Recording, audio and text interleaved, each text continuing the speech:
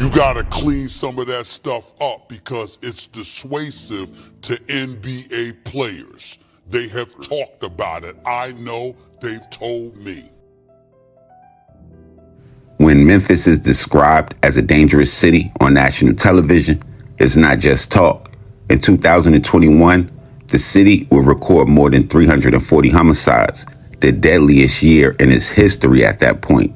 And when the year would close with the murder of rapper Young Dolph, Memphis would become a national headline for all the wrong reasons. I didn't know this till my confirmation process, but Memphis, Tennessee is the homicide capital of America per capita. Didn't know that. We have a problem there. We're now addressing it. We're rolling out one of our task forces in the state of Tennessee. Our priorities, simple: crush violent crime, defend the homeland. The head of the FBI would later call Memphis the homicide capital of America. But for the people living in the city, that title was already obvious. And in a city this volatile, murder doesn't always stay contained.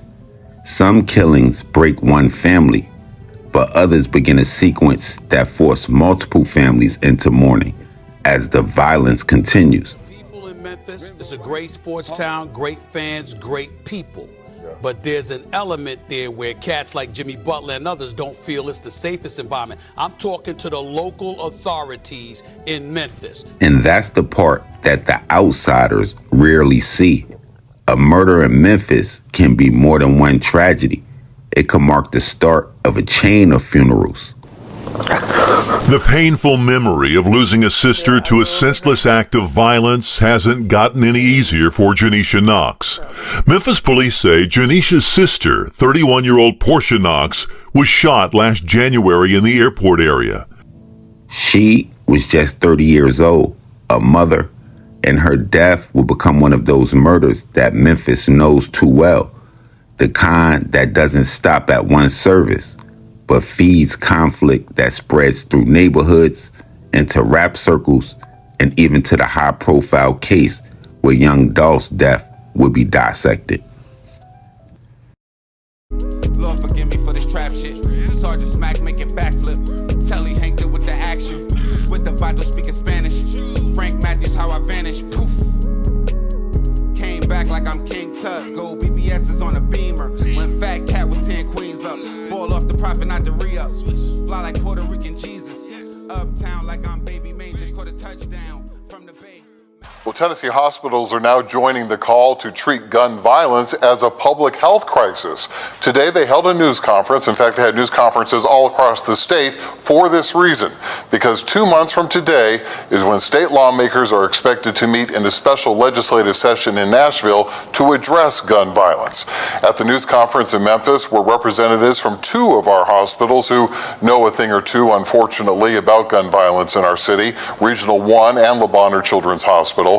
We also heard from a mom, Marsha Wilson, whose son was killed. It's not a quick fix. I just wish that we can carve some of the gun violence, and we need to come together in the communities, and we need to raise awareness because something needs to be done. The last 2 years, Regional 1 has treated over 1,400 victims due to gun violence. That is about 4 every single day. The violence so bad, health experts calling it a crisis. A few months ago, U.S. Attorney General William Barr came to Memphis to announce a new plan to reduce gun violence. The idea is to use our existing gun laws to incapacitate the most dangerous violent offenders. The Attorney General saying at the time he came to Memphis because the Bluff City's crime and murder rates are several times higher than the national average. By early 2022, Memphis wasn't struggling with crime. The city's homicide rate had set a record in 2021 with more than 340 killings. The level of violence overwhelmed hospitals and emergency rooms. Local doctors began calling gun violence a public health crisis, and state officials were forced to admit the same reality. Families in this city learned the grammar of loss, a ringtone in the night, the drive to the morgue, and the logistics of a funeral you never planned. In Memphis, murder wasn't measured in numbers. It was measured in how fast grief moved from one household to the next. 6:12 right now. A woman shot and killed in front of her little sister and young cousin. And this morning, police are still searching for her killer. Greg Hurst has the young sister's story in this week's Manhunt Monday. My sister, she was getting shot. I ain't know it. Basically, until a bullet grazed me. The painful memory of losing a sister to a senseless act of violence hasn't gotten any easier for Janisha Knox. Memphis police say Janisha's sister, 31-year-old Porcha Knox, was shot last January in the airport area. Janisha remembers that Sunday afternoon like it was yesterday, sitting in the front passenger seat of her sister's car when someone started shooting at them. We was pulling up to the light coming down Tullahoma and Holmes. Memphis police say the shooting happened shortly after 4 in the afternoon. Janisha and her sister were on the way to visit family. When we pulled up to the light, it was a couple cars in front of us. So we was just easing up. Janisha says her 8-year-old cousin was sitting in the back seat of the car. I just started hearing little sounds like some little rocks getting thrown at the car. But I didn't know it was gunshots. They pulled on the side of us like from behind us. It was like they was following us. Janisha says it felt like they were being targeted because the shooter wasn't firing at anyone else. One of the bullets shattered the window. Janisha ducked down in the floorboard of the car to avoid being shot. As soon as the bullets stopped flying, Janisha raised up, only to see the shooter driving off. When she checked on her sister, she noticed she had been shot several times. She was still trying to drive. Like, she was easing on her gas, and I was like, can you, I was asking her, I was like, can you drive off? Can you drive off? Janisha says her sister suddenly lost consciousness and slammed the car into a pole. When I looked back at her, she was down in the steering wheel. Paramedics rushed her sister to the hospital, but sadly, she didn't survive, leaving Janisha and her family wondering why and who would want to take her sister's life. I just feel like it changed my life, and that I love her, and I wish she had to go. Take a good look at this picture. Memphis police say the shooter got away in a silver 4-door Infiniti. If you know who killed Porcha Knox, you're urged to call Crime Stoppers at 901-528-CASH. In January of 2022, another life was taken. She was 30 years old, a mother, and a name that will always stay with her family. The night she would be killed, one household's world would collapse in on itself. But in a city already raw from violence, her death was seen differently. Some killings stop with one funeral, but as we all know, not every death carries the same consequences. Where a lot of us are from, the impact depends on the company that the victim kept. And she was linked to somebody, by all accounts, that already made enemies move different. And then Duke, you know that's stupid Duke on the streets, right? I don't know. There are a lot of Dukes. Okay. And at that time, I think Duke might have been a stupid Duke. The one you're referencing might have been in custody at that time. I'm not.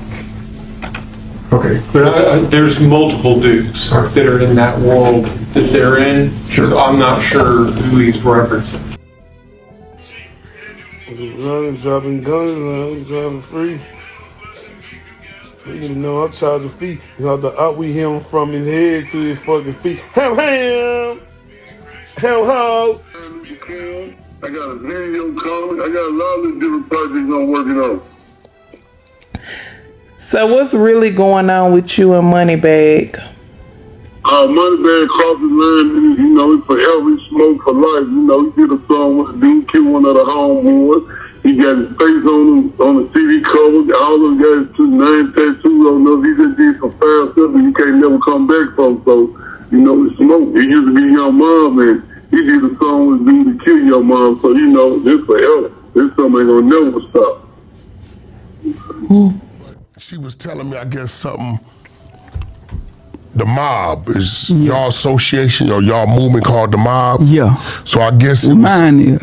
Yours is? Yeah. Okay, listen, man, I'm learning. Yeah. I guess it was some disrespect sent at that movement. Okay. Right? Okay. And I guess it was a response, so I guess motherfuckers is feeling like whatever was released was shot that way. I don't know, so I'm asking you. The people want to know. Yeah. Mimi Green want to know. The lemonade stand want to know. What the definitely. fuck is the lemonade? Young Mob. Oh, shit. Yeah. It'll be me.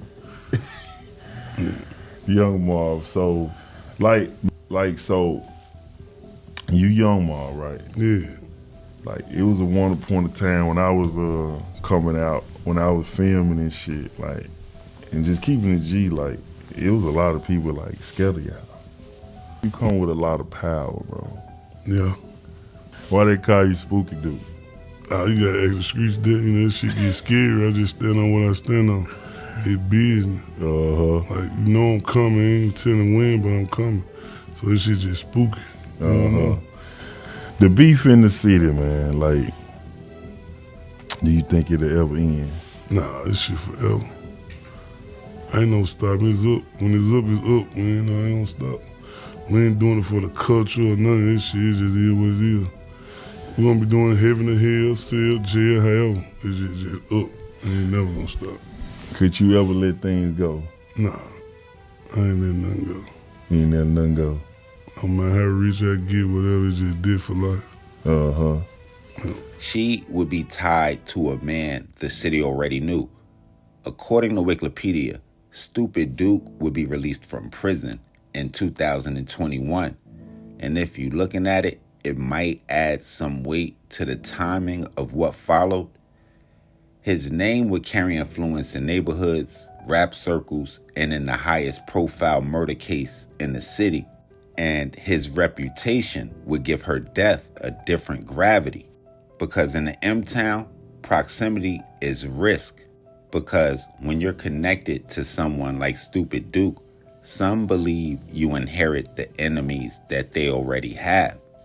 But if you hurt someone linked to someone like him, you don't just run the risk of becoming a target, you can almost guarantee it.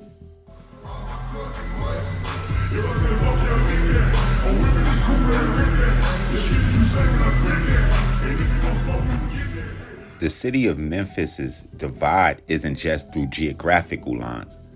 It will run through crews, labels, and old history.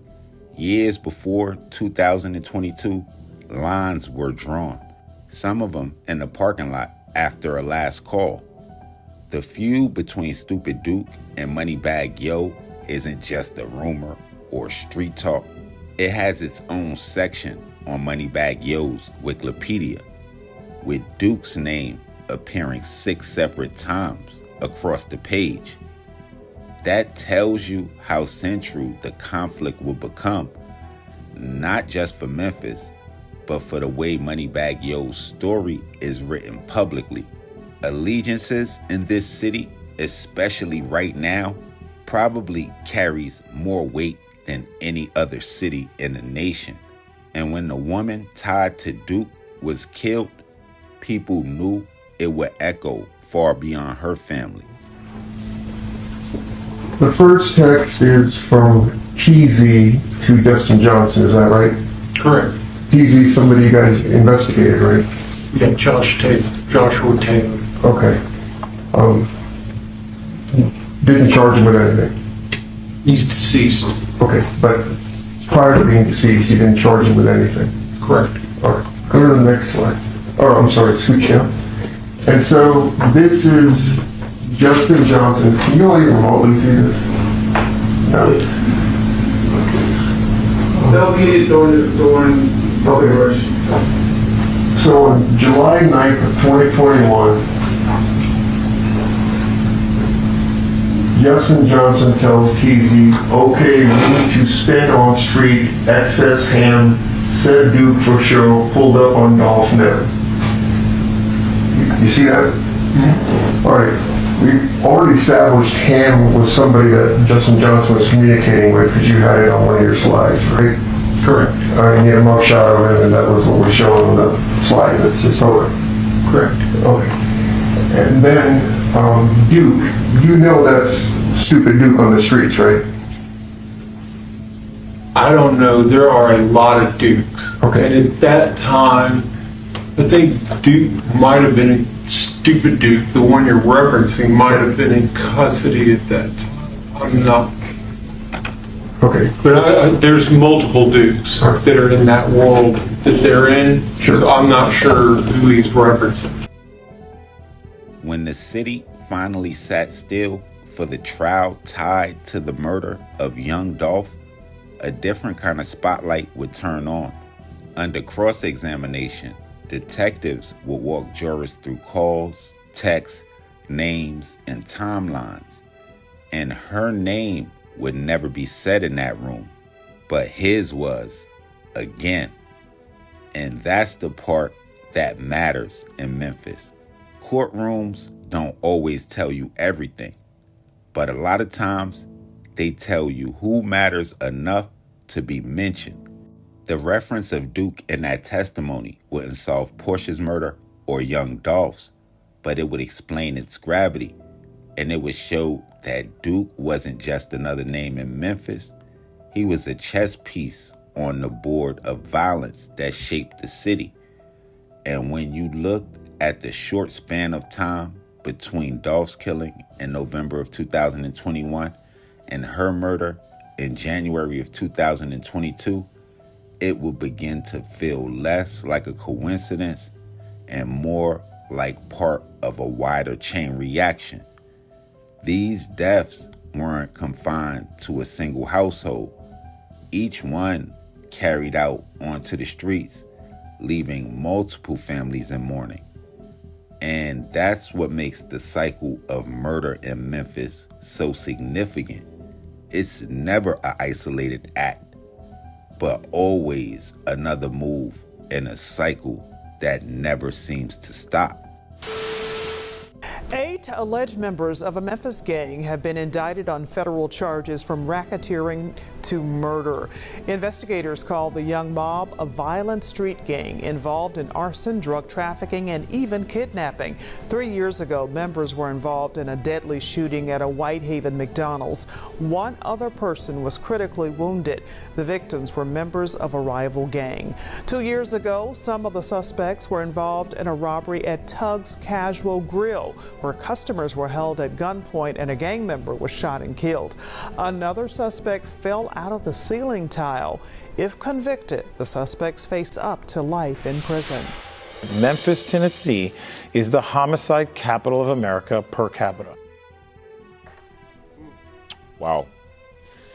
Another violent weekend in Memphis, and now the FBI director is calling the city out on a national stage. By Fox 13's count, Memphis police responded to 7 separate shootings on Sunday alone, 3 more Saturday. 12 people shot, 3 dead, including a 16-year-old girl. Fox 13's Jeremy Pierre joining us now with JP. The FBI director said help is on the way.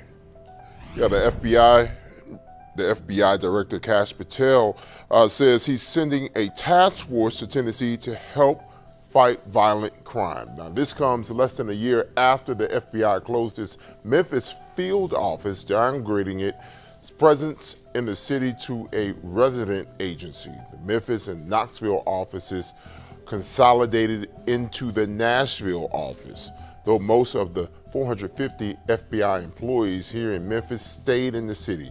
Now, in a sit-down interview with Fox News, Patel announced plans to transfer 1,500 agents from Washington, D.C. across the country.